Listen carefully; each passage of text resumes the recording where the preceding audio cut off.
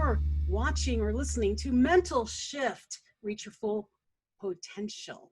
Now, if you've happened to stumble across this and you're like, who in the world is this lady in the yellow? Well, my name is Michelle Moross. You can find me on pretty much all social media networks, and look up my website, www.michellemoross.com. That's MICHELLEMRAS.com. You can also go to my YouTube page or Anchor, and on anchor.fm/mental shift, you can find this show and many others. Today, I have this really cool guy. He's a friend of mine. We did a movie together. There's some background here, but he has taken the lead of Colorado Springs of a group called Make for COVID.co.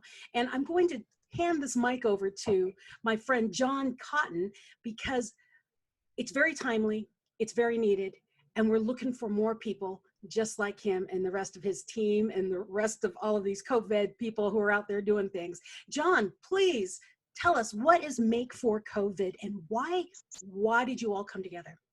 Well, Michelle, first, thank you for putting us out there and putting me on here so I can talk about Make for COVID. I found Make for COVID because when this lockdown in Colorado started, and I'm thinking, great, I'm gonna have more time with my kids. I'm gonna find things to do. I'm going to go print lightsabers with my 3D printer and really cool pirate swords. And then I found, kitchen devices, egg separators I can print. And I was having a great time. But at the same time, I realized that, as I looked on the internet, they talked about 3D printing. They talked about the medical community and their needs. And I can do so much more with my 3D printer than I was doing. I was having a great time and bonding with the kids, but at the same time, there are more important things that it could be helping with. And so one morning I got on the internet. I started looking for anybody in the area, anybody in Colorado Springs, Colorado, who was trying to harness the power of 3D printers and people's energy and people's goodwill and see what we can do for what was happening in the world. This is an awful pandemic and every little bit helps, right? And so I found the organization makeforcovid.co. I found some Facebook groups, but this is the one that seemed to have their stuff together. They really seemed to know what they were doing, and this is one I want to go check out. So I registered for them, I gave them my capabilities, and then they put their name out there, and they were, they're building an airplane in flight. They have a lot of good intentions, a lot of experts. They have design experts, manufacturing experts. They have a gentleman in there who's been traveling the world fighting infectious diseases since 2003. He was in Africa for fighting Ebola. He is an expert on what infectious diseases do to a community and how you attempt to contain them. We have IT experts. This is a community of people who want to help. And so they're putting their expertise out there for everybody to utilize. And so when I found them, I registered with them and I said, how can I help? I said, well, we're having a Zoom call. We're going to get all these people together, and to talk about this. Great. I've been doing project management and leading things like that for about 10 to 20 years. May I give you suggestions on what I think the Zoom call should be? And they said, sure. So I gave them a suggested agenda. We all got on the call, and it turns out I did a little bit of talking. And so I volunteered to head up the Colorado Springs effort of that. And now you've seen that the membership has grown down here. We have mainly 3D manufacturers. That's the part that takes the longest to make, is the headband for the face shield. And let me back up. We are focusing right now on face shields. Okay. The internet is flooded with designs and files that 3D printers can put out there. Different kinds of face shields, different kinds of masks and things like that. But what is good about the Make for COVID team is they are tied into the medical community. They have experts in the medical field that look at all these designs and say, all right, this one is porous. This one will not get a good seal. This one has leaks all over the place. It gives you a false sense of security. And so they are evaluating what is out there and what they should produce. And what they produce will do what they advertise. You can put a big plastic mask on your face, and if it has holes all over the place, you feel good, but you're still gonna spread and possibly get infected. And so right now we are focusing on face shields because they can do exactly what they're advertised to do. Now, and I just signed up for the Make for COVID website, but I do not have a 3D printer. But what I wanted to do, be a part of this, was I wanted to help. I mean, when I heard you were there, I wanted to help. And my gift is community and reach and being able to find people who do need these kind of protection. Now, if you're listening, people, if you're out there listening, you say, I don't have a 3D printer, and you want to turn off this podcast right now, I encourage you not to. Because see, the Make for COVID team are all volunteers, completely volunteer. So all of the supplies they're using, everything they're doing is coming out of them. And my thought with this reach out is, reach out to them and say, hey, I can give you guys $20.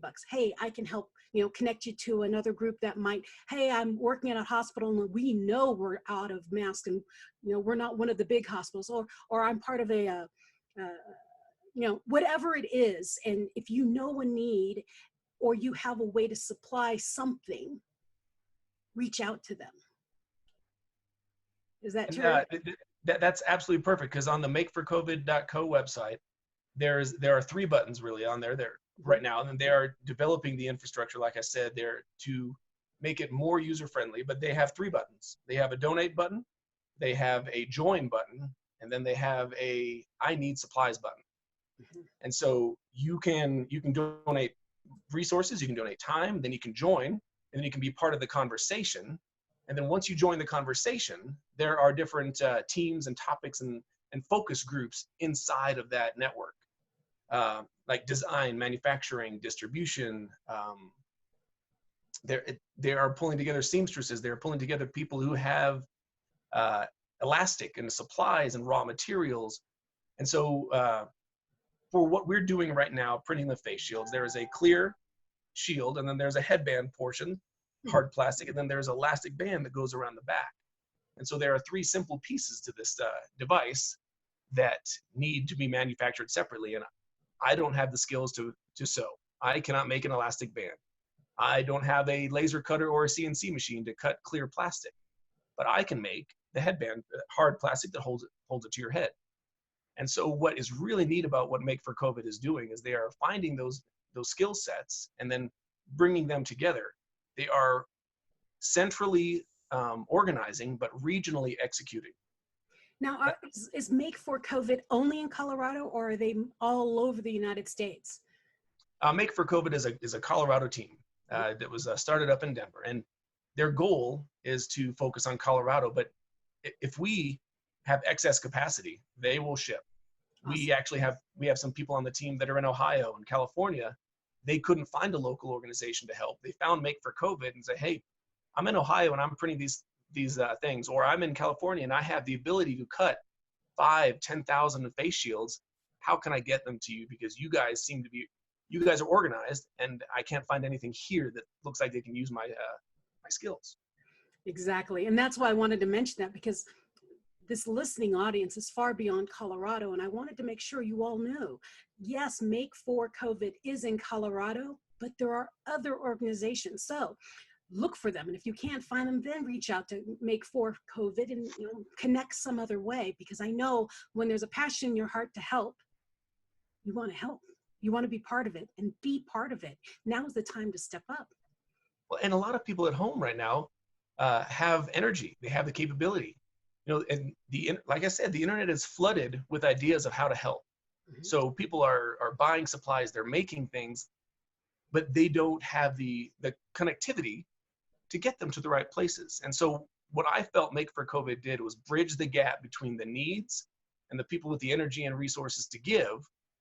And if you don't bring those two together, both suffer. Mm-hmm. The people who are making it, there's a guy right now in our group that has over 100 headbands ready to ship out, because he jumped on board right away. Great. Now we have the infrastructure and logistics to go pick them up and get them where they need to go because of Make for COVID. And there are a lot of other organizations on Facebook that I found that are working locally. Excuse me. But what they lack is the medical expertise to prove that what they're producing is going to do what they want it to do. And so it's kind of it saves the medical community from falsely believing in something, but it's sad because there are people who have the energy and they're doing something, but what if they're not doing as right? Yeah. What if it's not organized properly? Or if they're making the mask that won't help. Right. You know, there are Exactly. certain patterns that work. And well, for those of you who have just stepped in and you're wondering what the world's going on, we are talking about Make for COVID. So it's the word make, M-A-K-E, the number 4, COVID, COVID.co. If you're interested, go to that website. They are not on Facebook. They are on Facebook. There is an app that you can download, and then you can get alerts and things of that nature. But it's make the number 4, COVID.co, and go to their site, see how you can help. You can contribute, donate, whatever it is, whatever your passion is, whatever your talent lies, they need you. And what that, when you join, that Make for COVID website will tie you into an app on for your iOS, for your Android. It's a Mighty Network app. Yes. And what that'll do is that'll allow you to post. It'll get alerts. You can do private messages to people. And what I really like about the way they're navigating the communication challenge is that they're not flooding the news stream on the app with useless information. You know, everybody loves Facebook, everybody loves Slack, but what happens is if you don't keep up with it right away, you have your news feed just grows and grows and grows and grows and grows, and you have about 60 different messages to catch up to before you know what's going on. Mm-hmm. So before you can contribute, you were sitting there reading for 30 minutes and then you're exhausted. Whew. All right, hold on, I'm going to come back to this to collect my thoughts and put them down and help. And then you have 45 more messages. Yeah. The way this community is doing it, there are stream of consciousness conversations, but then with the focus conversations, people are really doing a good job on not flooding it with information that is not pertinent. Yes. And what's really neat about it was when I signed up yesterday, it says, you know, what is your expertise? What do you do? And then you can just put in, I'm very good at sewing, or I've got a crap load of plastic, or I've got elastic, whatever it is. Be very specific, because the first thing I got was a message saying, hey, welcome to our team. Thank you so much for being a connector. It was very nice that, one, they knew what I was there for. They didn't send me a whole bunch of 3D, things, because not my forte. So I'm really glad. I was worried that they were going to send me a schematic and say, hey, build this. And I'm like, whoa. Right. But they didn't. They are actually reading what you say your expertise is and addressing it that way. I love the organization. I love that they know what they're doing. Yeah.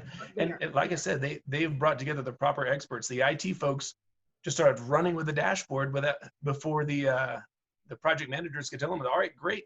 So everybody is moving forward, and they're so good at their job. They're moving forward independently, but in a parallel direction that is compatible with each other. So many times you get part of a group and you have people with energy. I'm going to go this way. I'm going to go that way. But before I retired, we called it, that person has a lot of thrust, but no vector. Yes, thrust, no vector.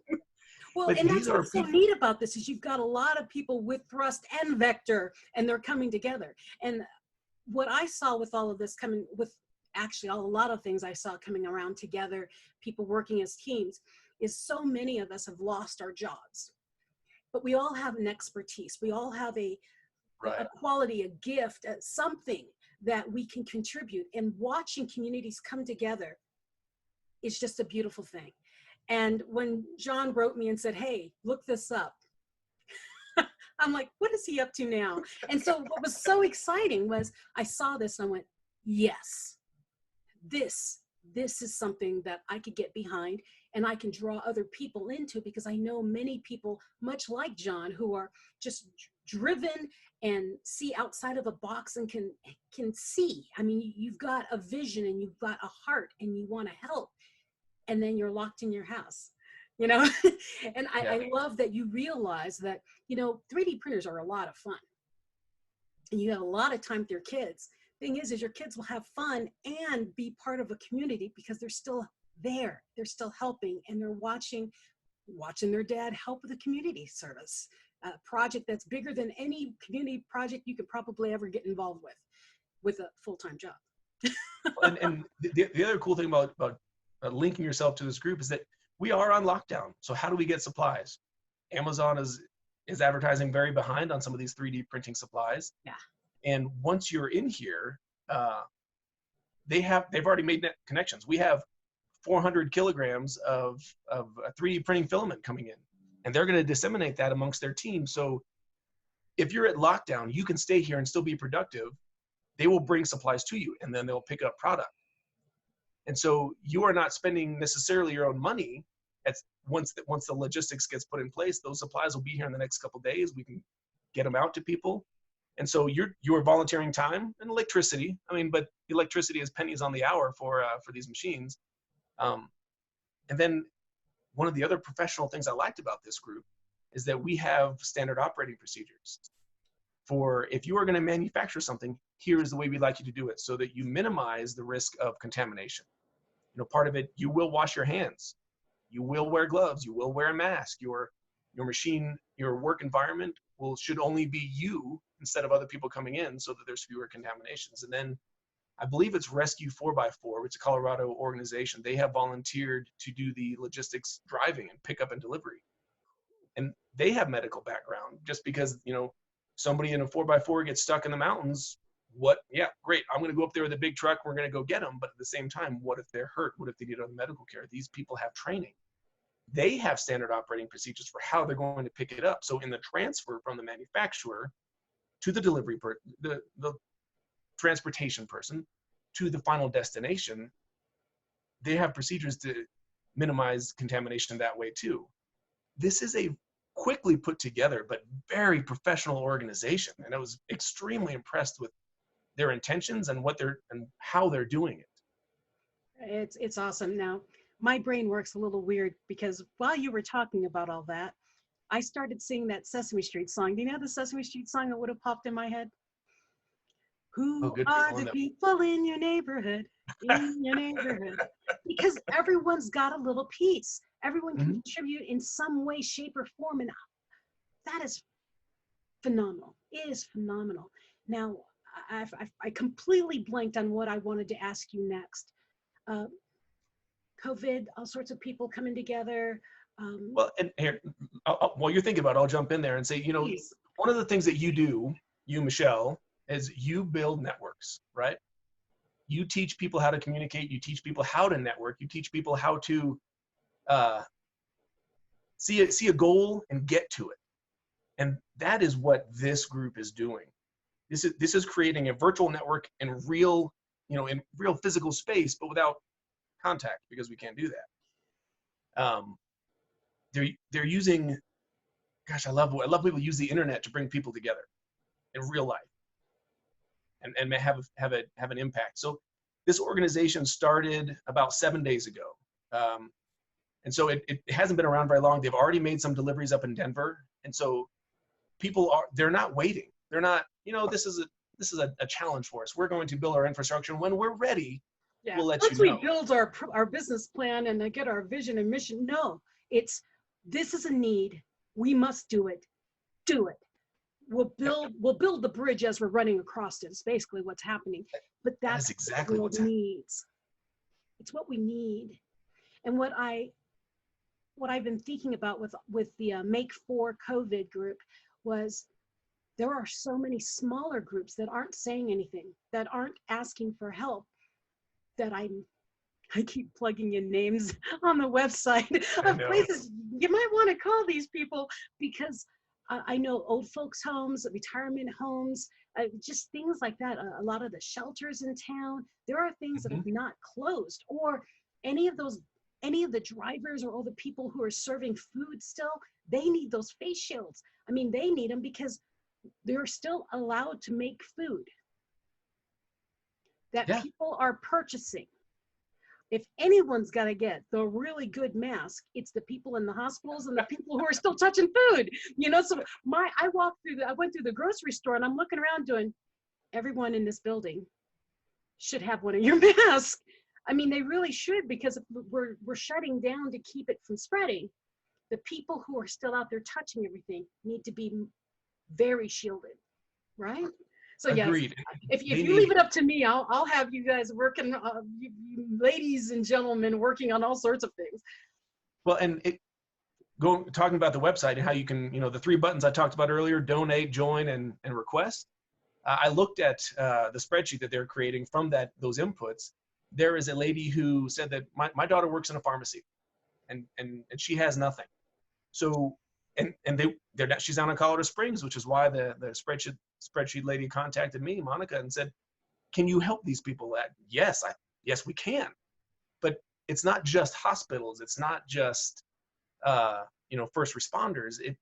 We are paying attention to anybody who needs it. Last Thursday, I did a spot for Fox 21 News, and it was a quick 2.5 minute bit, right?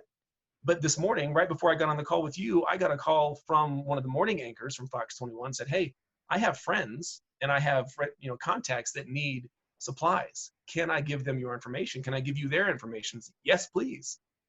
And so the community, they're not trying to get anything out of this. Fox 21 News, they're not trying to get anything. They're just trying to be that connective tissue to bring the people together. I said this on a podcast the other day, and I said, don't take this wrong, but the way the community is coming together and spreading good cheer, basically, I mean, sharing the love, is viral. We are virally spreading a positivity because of a very terrifying other viral.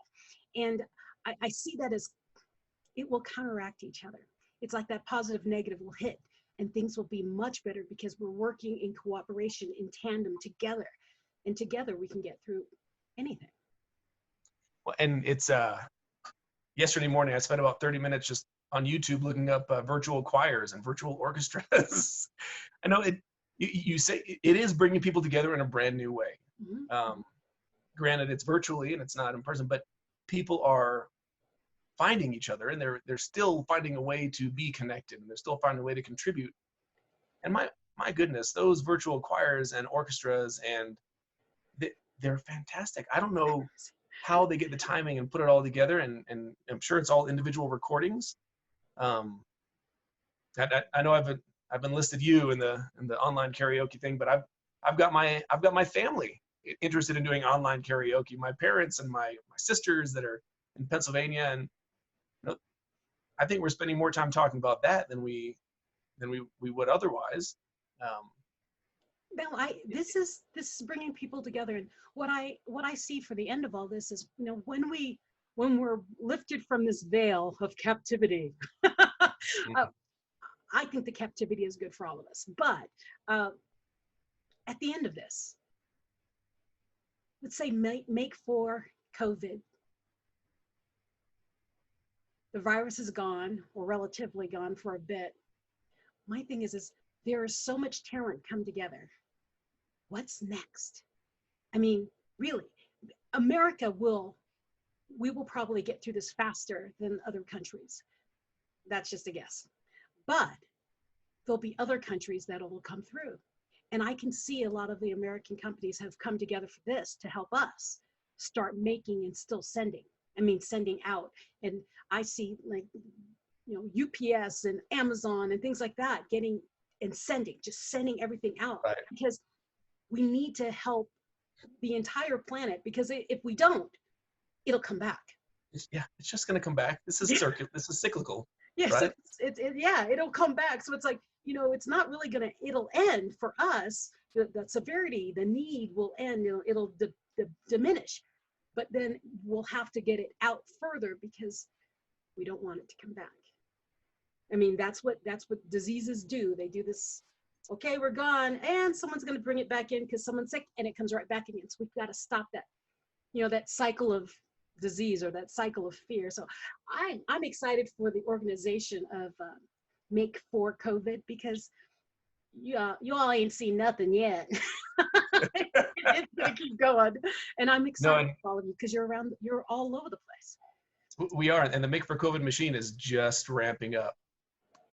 It's going to have some amazing production here pretty soon. I talked about the structure and the professionalism of the organization. There's a PR gentleman that I have yet to contact. So I'm doing things like this. I'm like, I found out this person exists yesterday. All right, I'm going to go contact Omar and I'm going to talk to him about, what I'm doing and what he wants me to do, what he wants me to stop doing, or how I can tie into the greater effort.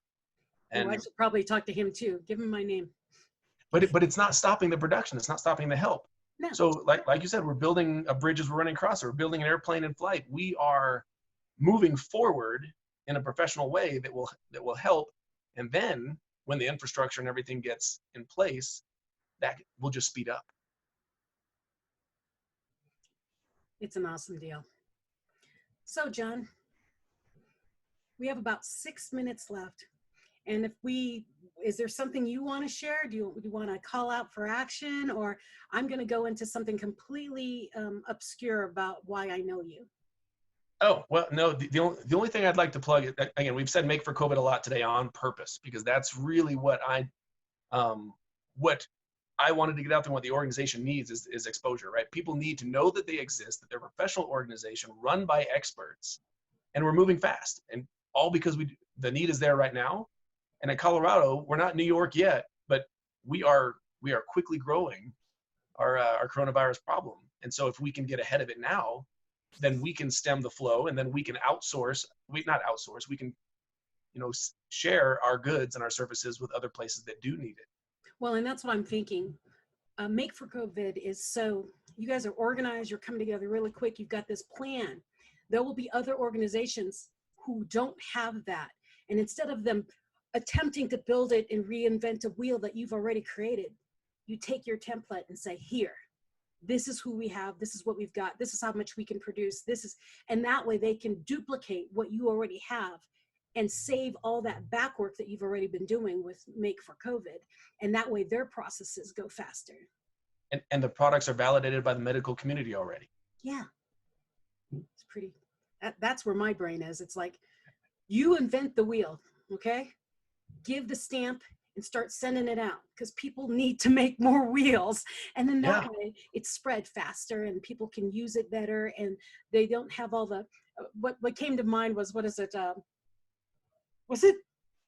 was NASA, where they were using metric to make the tools, and then they sent it out and it was all made in US. Oh, what's my brain doing? But anyways, you've got to make sure that everyone's speaking the same numbers, the same language, so that everything fits together. And I don't remember why I went there, but yes, I like the template idea. Very, very quickly, I do have one thing. So in today's day and age, we talk about liability a lot, right?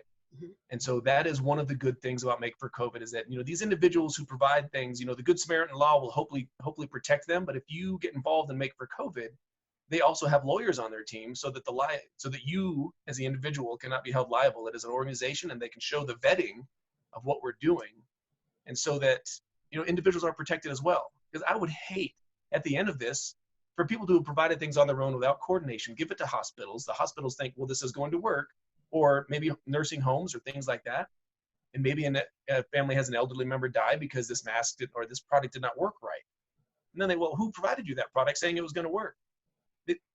That is a terrible thought, but unfortunately, in the day of liability today, we have to think that way. Yeah, you've got to cover yourselves. Now, a side question then. So does every 3D printer have its own little like watermark or something, so you can track who's doing what? Well, no, and that's one of the things that's why we have a standard operating procedure. Okay. If you are part of Make for COVID, you are following this. They can take it to the end user and say that this is how they made this. So they do have a quality control process. They do. Cool. Which is why you're approved by the medical field. Right? Yeah, and that's the confidence that what you're doing is going to help, and the knowledge that you are protected, and your goodwill and your efforts won't be in vain. Fantastic. So if you're listening to this program right now and you do, hey, I've got a 3D printer, or hey, I want to help, or hey, I know somebody who has a 3D printer, you want to send them to www.make, M-A-K-E, the number 4, COVID, COVID.co. Be part of the mission. Be part of this community of giving. And we hope that you'll join us and do your part. And I mean, even if you're someone like me, where I do not have any of the technical expertise, and I don't have any parts or pieces or material, but we can connect. We can bring people together. They need us too.